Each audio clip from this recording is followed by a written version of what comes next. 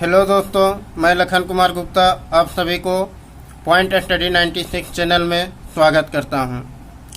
दोस्तों, पिछले क्लास में हम लोग यूरोपीय कंपनी के आगमन के पार्ट 1 पार्ट 2 देख चुके हैं।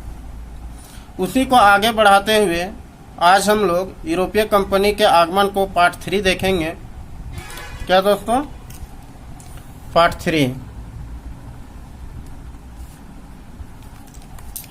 3 देखेंगे। डच के बारे में आज हम लोग पढ़ेंगे दोस्तों। जैसा कि पिछले क्लास में हम बता चुके हैं कि डच हॉलैंड या नीदरलैंड के निवासी थे। कहाँ के दोस्तों? हॉलैंड या नीदरलैंड के निवासी थे। 1602 ईस्वी में डच संसद द्वारा पारित एक प्रस्ताव के तहत वेरनिग्दे वोस्तो इंडियंस अर्थात united east India company of Netherland की स्थापना हुई। कितना ईस्वी में दोस्तों? 1602 ईस्वी में east India company of Netherland. East India company के तहत दोस्तों जो नीदरलैंड हॉलैंड के जो राजा थे, शासक थे, वहाँ इसको भारत में 21 वर्षों के लिए दुर्ग स्थापना करना, व्यापार करना आदि कार्यों के लिए अधिकार दिया। कितने दोस्तों? 21 वर्षों के लिए। कंपनी का संचालन डच सरकार के आदेशानुसार 17 सदस्यीय के एक बोर्ड द्वारा किया जाता था। कितने सदस्य होते थे उसके कंपनी में? 17 सदस्य के एक बोर्ड के द्वारा किया जाता था।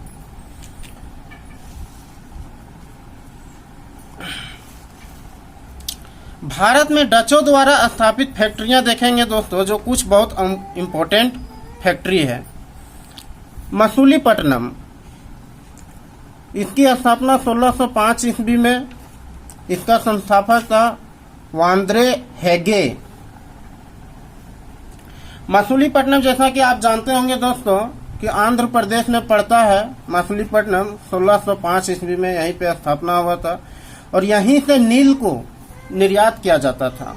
और नील को निर्यात कहाँ से किया जाता था दोस्तों? एक सूरत स्थान से, जो गुजरात में पड़ता है। जैसे कि हमने भारत के मानचित्र पर दर्शाया है, ये सूरत है मसूलीपट्टनम। 1605 ईस्वी में इसकी मसूलीपट्टनम में प्रथम डच फैक्ट्री स्थापना हुई थी।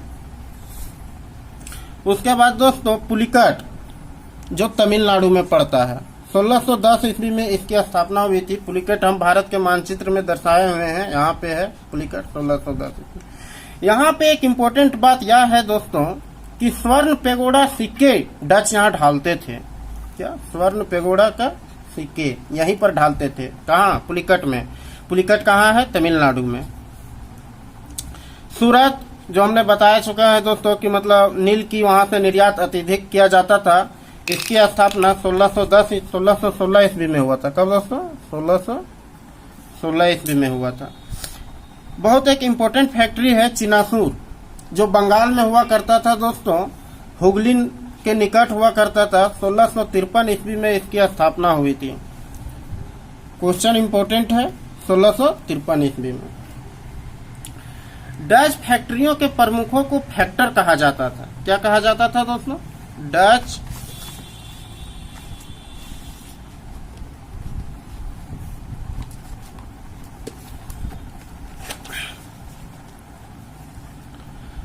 डच फैक्ट्रियों के प्रमुखों को फैक्टर कहा जाता था।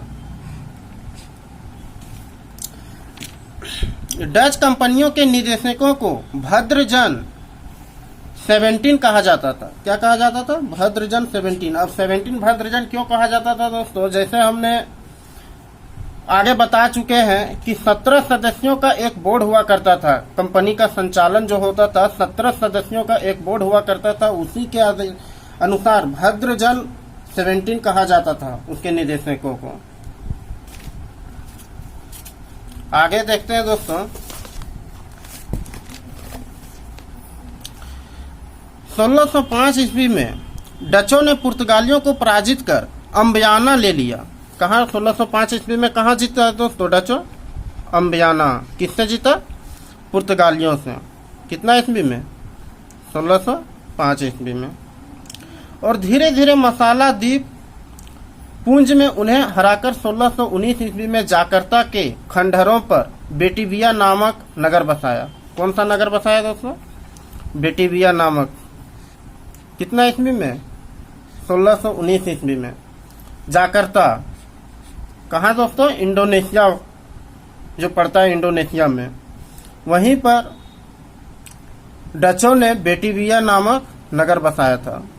1641 ईस्वी में मलक्का पर कब्जा कर लिया। कहाँ दोस्तों? मलक्का पर कब्जा कर लिया। डचों ने बंगाल में पहली फैक्ट्री 1627 ईस्वी में पिपली में स्थापित की थी।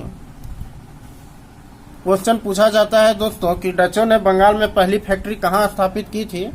तो पिपली में स्थापित की थी। और पहली फैक्ट्री स्थापित कहाँ किया था दोस्तों? मसूलीपट्टनम, जो हम बता चुके हैं। आंध्र प्रदेश में मसूलीपट्टनम डचों ने पहली फैक्ट्री यहीं पे स्थापित किया था 1605 ईस्वी में, जहां से नील को बहुत अत्यधिक निर्यात करते थे वो लोग। ज्यादातर दोस्तों डचों जो थे तो ज्यादातर काली मिर्च और मसालों जो निर्यात करते थे वो इंडोनेशिया से ही करते थे। 1690 ईस्वी के बाद पुलिकट के बदले नेगापट्टम कोरोमंडल तट पर डचों का मुख्य केंद्र बन गया। 1690 के बाद उन लोगों का मुख्य केंद्र कहाँ बन गया दोस्तों? नेगापट्टम कोरोमंडल तट। एक इम्पोर्टेंट चीज सबसे है दोस्तों कि 1759 ईस्वी में एक वेदरा का युद्ध हुआ था।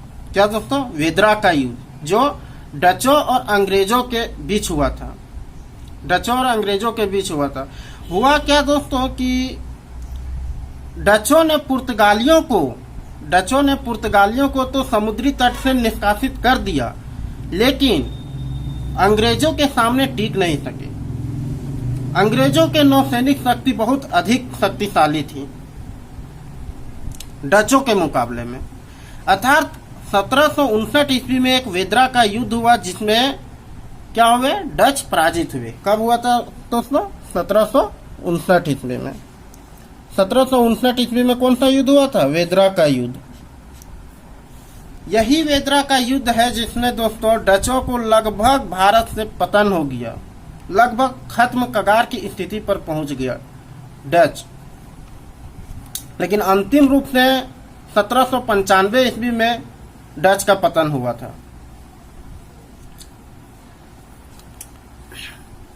और वेदरा का युद्ध में अंग्रेजों का नेतृत्व कौन कर रहा था दोस्तों? क्लाइव, जिसको रॉबर्ट क्लाइव बोलते हैं। यही क्लाइव था दोस्तों जिसने 1757 में प्लासी के युद्ध में नेतृत्व किया था सिराजुद्दौला के साथ, जो बंगाल के नवाब हुआ करता था।